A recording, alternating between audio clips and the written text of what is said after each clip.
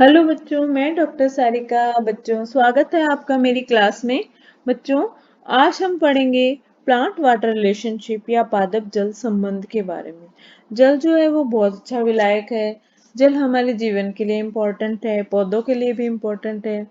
कोशिका में भी अधिकतर मात्रा में लगभग 70% तक तो वाटर ही पाया जाता है। तो बच्चों, आज इस श्रृंखला में हम कुछ टॉपिक्स पढ़ेंगे। ये प्लांट वाटर रिलेशनशिप का पार्ट 1 है। तो आज हम इसमें विसरण व पारगम्यता के बारे में पढ़ेंगे, यानी कि डिफ्यूजन एंड परमिएबिलिटी। तो बच्चों, आपने देखा होगा कि अगर हम किसी रूम में सेंट की बोतल को खुला छोड़ देते हैं तो उसके कण जो है वो पूरे वातावरण में फैल जाते हैं। उसकी खुशबू जो है वो पूरे वातावरण में आने लग जाती है और हमें पता लग जाता है कि कहीं ना कहीं सेंट की बोतल खुली है। ठीक है। इसी तरह से जब हम शर्करा जो है, शुगर जो है, उसको पानी में घोलेंगे तो क्या होगा? शुगर जो है, शुगर के मॉलिक्यूल्स जो है पानी में घुल जाते हैं और पानी मीठा हो जाता है, पूरे पानी में घुल जाते हैं। तो शुगर जो है वो एक विलेय है, सोल्यूट है, और जल जो है वो सोलवेंट है। तो शुगर, शर्करा जल में घुल जाती है और पानी मीठा हो जाता है। तो ये चीज आपने देखी होगी कि सेंट की बोतल को खुला छोड़ा तो खुशबू आएगी पूरे घर में। अगरबत्ती को जलाते हैं तो पूरे घर में खुशबू हो जाती है। तो ऐसा इसलिए होता है बच्चों, क्योंकि ठोस, द्रव और गैस जो होते हैं ना, वो सभी के पदार्थ के अणुओं का अधिक सांद्रता क्षेत्र से कम सांद्रता के क्षेत्र की ओर गति करने का गुण होता है। इस क्रिया को कहते हैं विसरण या डिफ्यूजन। जैसे हमने देखा कि सेंट में जो थी वो सांद्रता अधिक थी, मतलब पार्टिकल्स की सेंट एक तरह की गैस ही हो गई, तो वहां जो थी सांद्रता अधिक थी। और रूम में बाकी जगह पे सांद्रता कम थी, तो उसके पार्टिकल्स जो थे, उसके कण जो थे, वो अधिक सांद्रता से कम सांद्रता के क्षेत्र की ओर आ गए। इसी तरह से अगरबत्ती जलाते हैं तो उस जगह भी यही होता है कि जहाँ पे अगरबत्ती जलाते हैं वहां उसकी सांद्रता अधिक होती है, और उसके बाद जहाँ पे कम होती है वहां पे उसकी खुशबू फैल जाती है। तो जो ठोस, द्रव व गैस है, सभी के पदार्थ के अणुओं का अधिक सांद्रता क्षेत्र, ठीक है, जहाँ पे उसकी हाई कंसंट्रेशन होती है, वहां से लो कंसंट्रेशन वाले क्षेत्र की ओर जो है गति करने का गुण होता है, और इस क्रिया को कहते हैं विसरण या डिफ्यूजन। बच्चों, एक पदार्थ जो है उसका विसरण या डिफ्यूजन दूसरे पदार्थ के विसरण से पूरी तरह से स्वतंत्र होता है। अब दो पदार्थ है, किसी वातावरण में गति कर रहे हैं तो वो एक दूसरे को प्रभावित नहीं करेंगे। अर्थात एक ही तंत्र में उपस्थित दो या दो से अधिक पदार्थ के अणु जो है उनके विसरण की दिशा व गति एक दूसरे पर निर्भर नहीं करती, यानी वो एक दूसरे को इफेक्ट नहीं करते। इसका एक एग्जाम्पल लेते हैं बच्चों कि जैसे प्रकाश संश्लेषण की क्रिया है, उसमें क्या होता है, कार्बन डाइऑक्साइड जो होती है वो तो पत्ती द्वारा ली जाती है और ऑक्सीजन गैस पत्ती द्वारा बाहर निकाल दी जाती है। ये हमने देखा ही है फोटोसिंथेसिस में। ऐसा इस कारण होता है क्योंकि ऑक्सीजन की सांद्रता कहाँ होगी? पत्ती के अंतराकोश स्थानों में ज्यादा और वायुमंडल में कम होती है। इसी तरह से कार्बन डाइऑक्साइड जो होती है उसकी सांद्रता क्या होती है? उसकी सांद्रता वायुमंडल में ज्यादा और पत्ती में कम होती है। ये देखिए, इस पिक्चर में आप देख सकते हैं कि जो कार्बन डाइऑक्साइड है उसकी सांद्रता वातावरण में ज्यादा है और पत्ती में क्या है? पत्ती में कम है। और ऑक्सीजन की सांद्रता पत्ती में ज्यादा और एनवायरमेंट में कम है। तो क्या होगा कि ऑक्सीजन का विसरण पत्ती से वायुमंडल में तथा कार्बन डाइऑक्साइड का विसरण वायुमंडल से पत्ती में होने लगता है, और दोनों एक दूसरे को किसी तरह से प्रभावित नहीं करते। ये कार्बन डाइऑक्साइड है जो स्टोमेटा द्वारा पत्ती में प्रवेश कर जाती है, और ऑक्सीजन जो है वो पत्ती द्वारा बाहर निकाल दी जाती है। अब ये कार्बन डाइऑक्साइड और ये ऑक्सीजन जो है ना, ये एक दूसरे को प्रभावित नहीं करती और फोटोसिंथेसिस यानी प्रकाश संश्लेषण की क्रिया इजीली चलती रहती है। जहाँ जिसकी सांद्रता ज्यादा है वहां से वो कम सांद्रता वाली जगह की ओर चले जाते हैं। तो ये विसरण का एक गुण हो गया कि विसरण जो है, जो दो पदार्थ हैं किसी भी एक निकाय में, वो एक दूसरे को प्रभावित नहीं करते, एक दूसरे को इफेक्ट नहीं करते। तो इस प्रकार किसी भी तंत्र में भिन्न पदार्थों का विसरण अपने ही अणुओं की सांद्रता पर निर्भर करता है, दूसरे अणुओं पर नहीं, और अन्य पदार्थ की उपस्थिति से अप्रभावित रहता है, यानी कि इफेक्ट नहीं होता।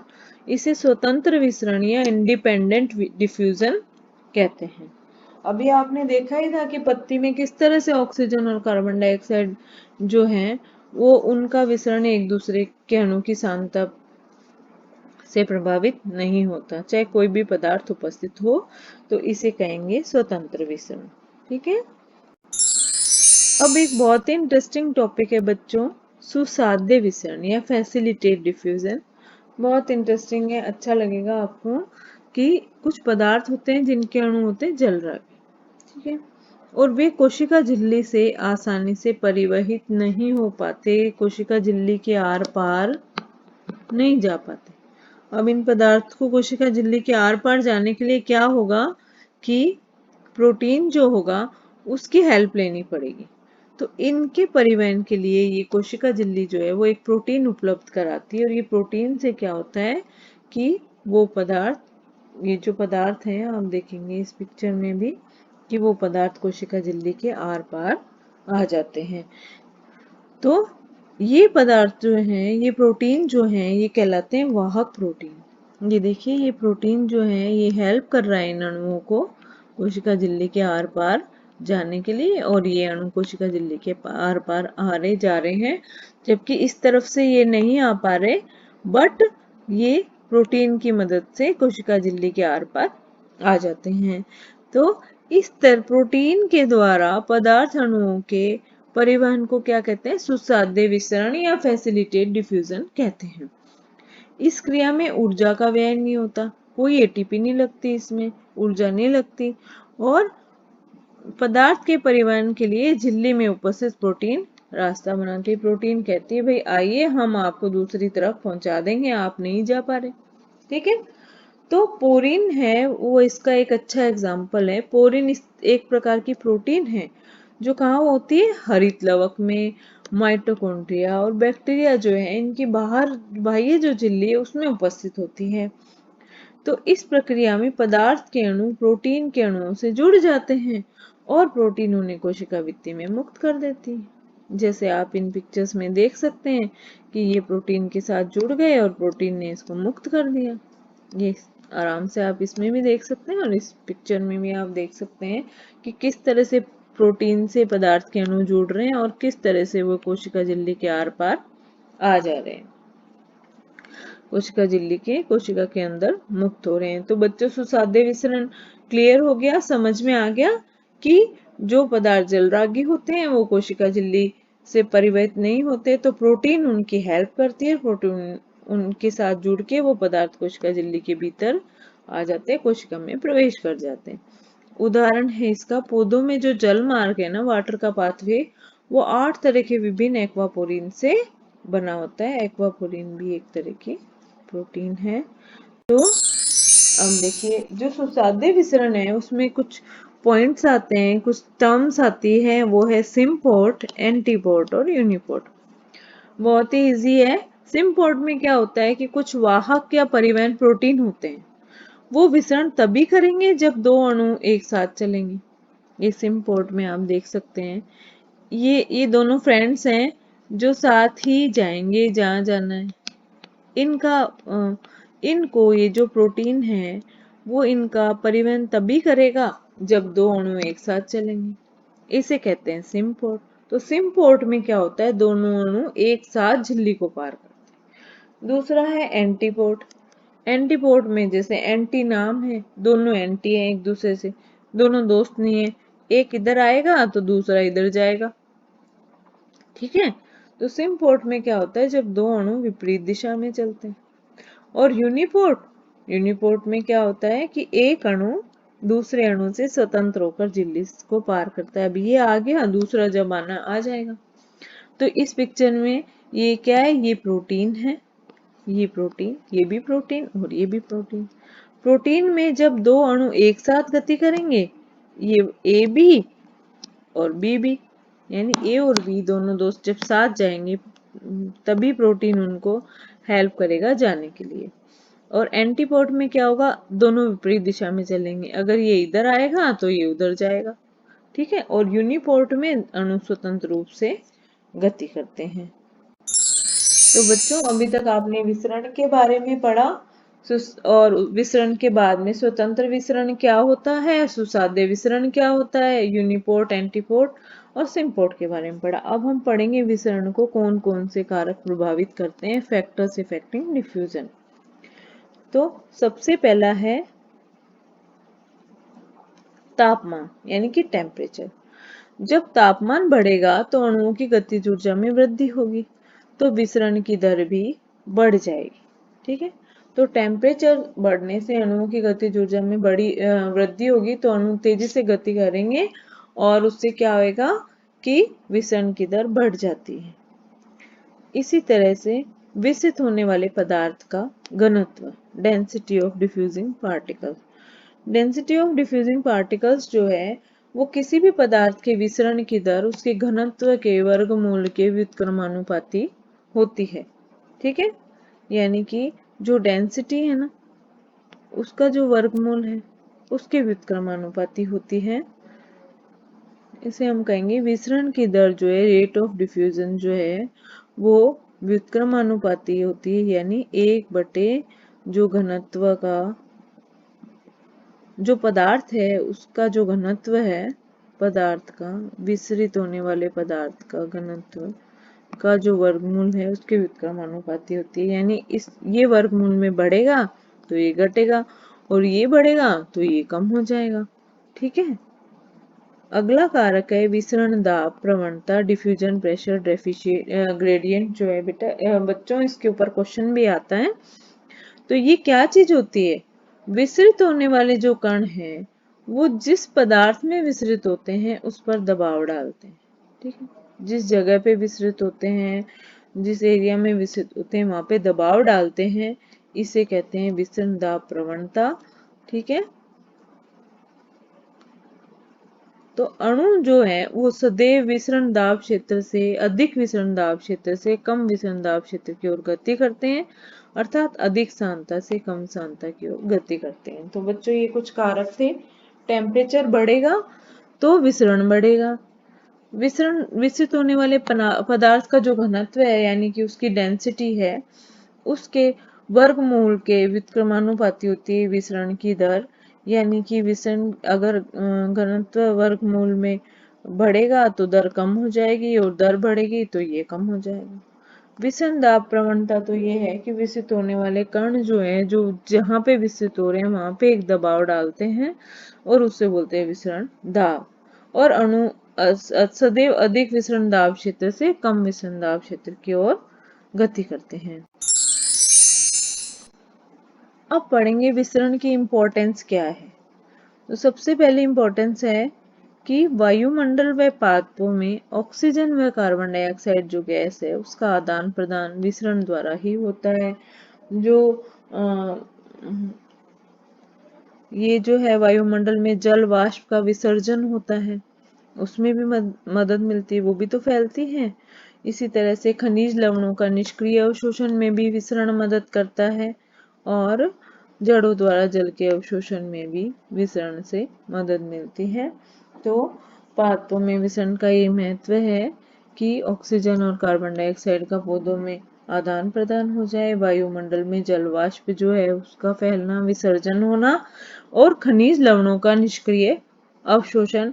इसके बारे में हम आगे के वीडियोस में देखेंगे, और जड़ किस तरह से जल का अवशोषण करती है इसमें भी हम नेक्स्ट वीडियोस में देखेंगे। तो बच्चों विसरण के बारे में आपने पूरा देख लिया कि विसरण क्या है। पदार्थ का जो ठोस द्रव गैस है उनका अधिक सांद्रता क्षेत्र से कम सांद्रता क्षेत्र की ओर गति करना। स्वतंत्र विसरण में आपने देख लिया कि एक ही जो तंत्र है उसमें उपस्थित अणु वो एक दूसरे, उनका विसरण एक दूसरे को प्रभावित नहीं करता। सुसाध्य विसरण में आपने देख लिया कि किस तरह से प्रोटीन है वो कोशिका झिल्ली के आर पार जो कुछ पदार्थ होते हैं जो जलरागी होते हैं उनके साथ जुड़ के उनको कोशिका झिल्ली के आर पार कर देता है। फिर आपने यूनिपोर्ट, सिम्पोर्ट और एंटीपोड के बारे में पढ़ा। तो सिम्पोड में दो अणु, किसी भी जो झिल्ली है उसके आर पार दो अणु साथ जाएंगे। एंटीपोड में एक इधर जाएगा तो एक इधर जाएगा, और सिम्पोड में वो एक दूसरे को प्रभावित नहीं करते। उसके बाद आपने देखा कि विसरण को प्रभावित करने वाले कारक कौन से थे और विसरण का महत्व क्या है। अब हम पढ़ेंगे पारगम्यता या परमिएबिलिटी के बारे में कि परमिएबिलिटी होती क्या है। तो परमिएबिलिटी क्या होती है? किसी भी पदार्थ का कोशिका में प्रवेश करना और बाहर निकलने की प्रक्रिया को पारगम्यता कहते हैं, परमिएबिलिटी। बच्चों ये जो है हमें आगे ओस्मोसिस जो है उसको यानी कि परासरण के बारे में पढ़ने में मदद करेगी। तो हम पहले ये देख लेते हैं, समझ लेते हैं कि पारगम्यता होती क्या है, ताकि आगे के टॉपिक हमें समझ में आए। तो किसी भी पदार्थ का कोशिका में प्रवेश करना और बाहर निकलने को की प्रक्रिया को पारगम्यता या परमिएबिलिटी कहते हैं। तो इसकी जो है ये इस आधार पर पदार्थों के लिए कोशिका झिल्ली निम्न तरह से कार्य करती है, यानी टाइप्स ऑफ परमिएबिलिटी कह सकते हैं हम इसको। तो एक तो कभी कभी पारगम्य, चयनात्मक पारगम्य यानी कि परमिएबल, चयनात्मक पारगम्य यानी सेलेक्टिवली परमिएबल, अर्ध पारगम्य यानी सेमी परमिएबल, और अपारगम्य यानी इम्परमिएबल। तो कोशिका झिल्ली किस तरह से काम करती है इसको हम डिटेल में देखते हैं। सबसे पहले हम पढ़ेंगे पारगम्य या परमिएबिलिटी के बारे में कि ये होती क्या है। तो वह परत जो विलेय या सोल्यूट व विलायक सोलवेंट दोनों के लिए पथ प्रदान करती है, दोनों को आर पार होने के लिए पथ प्रदान करती है, उसे कहते हैं पारगम्य। जैसे कि कोशिका भित्ति, कोशिका भित्ति होती है वो सभी सोल्यूट और सोलवेंट सभी के लिए पारगम्य होती है, सभी को ही अपने आर पार जाने देती है। ये है कोशिका भित्ति। इसमें सोल्यूट और सोलवेंट सभी के पार्टिकल्स जो है आर पार आ जा सकते हैं। ठीक है, इसमें प्लाज्मोडेस्माटा होते हैं, इनके द्वारा भी ये आ जा सकते हैं।